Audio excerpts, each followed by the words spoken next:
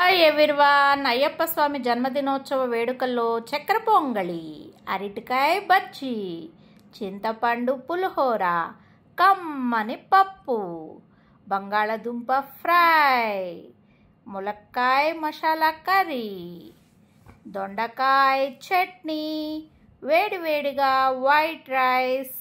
అన్న సంతర్పణ కార్యక్రమంలో విశేషమైన భక్తులతో ఈరోజైతే అయ్యప్ప స్వామి జన్మదినోత్సవ వేడుకని పురస్కరించుకుని అన్నదాన కార్యక్రమం జరిగింది. ఈ కార్యక్రమంలో లీలాభాను వాళ్ళు పార్టిసిపేట్ చేయడం జరిగింది.